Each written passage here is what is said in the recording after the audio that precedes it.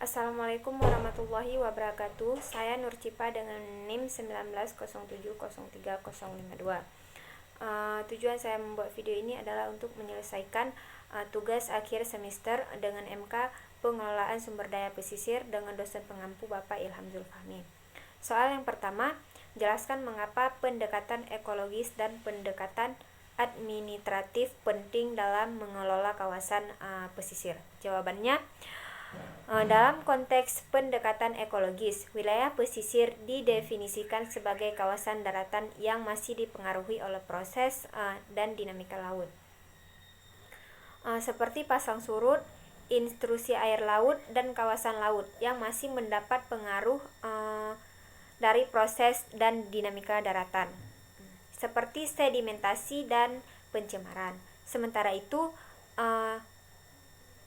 pendekatan administratif membatasi wilayah pesisir sebagai wilayah yang administrasi pemerintah yang memiliki batas terluar sebelah hulu dari kecamatan atau kabupaten atau kota yang mempunyai laut.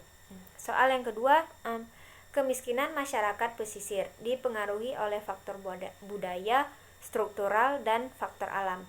Apa maksud dari ketiganya? Jawabannya, kemiskinan yang dipengaruhi oleh faktor budaya, yaitu ciri dari kebudayaan kemiskinan adalah masyarakat yang enggan mengintegrasikan dirinya dalam lembaga-lembaga utama.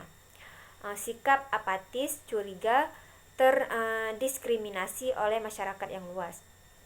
Dan ada kemiskinan struktural, yaitu kemiskinan yang terjadi bukan dikarenakan ketidakmampuan si miskin untuk bekerja atau malas, melainkan karena ketidakmampuan sistem dan struktur sosial dalam menyediakan kesempatan-kesempatan yang memungkinkan si miskin dapat bekerja. Dan ada faktor alamnya, yaitu musim hujan, kemarau, maupun musim angin.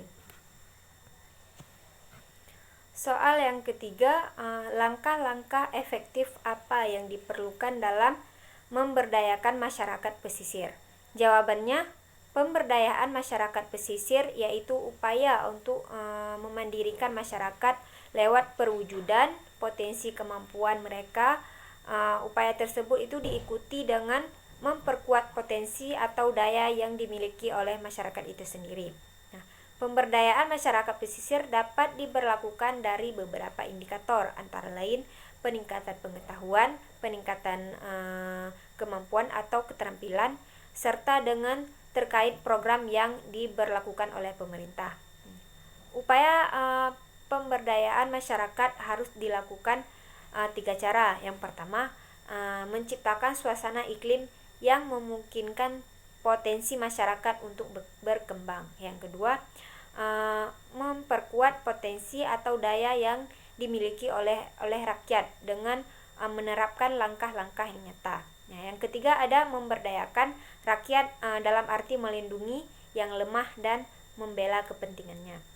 Soal yang keempat, faktor apa saja yang perlu diperhatikan dalam ekowisata pesisir? Jawabannya, faktor-faktor yang perlu diperhatikan dalam ekowisata pesisir, yaitu faktor lingkungan, faktor sosial budaya, faktor pendidikan, faktor ekonomi, faktor kelembagaan, faktor keamanan, dan faktor fasilitas dalam mendukung kegiatan wisata konservasi tersebut. Soal yang kelima, apakah tradisi berburu paus tidak melanggar kaidah konservasi perairan pesisir?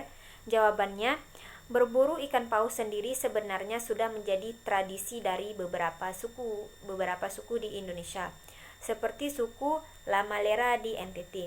Sebenarnya tradisi berburu paus ini adalah melanggar kaidah konservasi perairan pesisir, karena paus berperan salah satunya itu untuk menjaga kelestarian satwa laut. Soal yang keenam, bagaimana sejarah lahirnya tradisi Manee? Jawabannya, lahirnya tradisi Manee itu dilatar belakangi oleh sebuah gempa besar, dan gempa besar tersebut yang memicu tsunami pada tahun 1628. Akibat bencana alam itu, Pulau Kakorotan induk terbelah menjadi 3 bagian, yaitu Pulau Kakorotan, Pulau Intata, dan Pulau Melu. Sekian dari penjelasan saya, lebih dan kurang saya mohon maaf. Wassalamualaikum warahmatullahi wabarakatuh.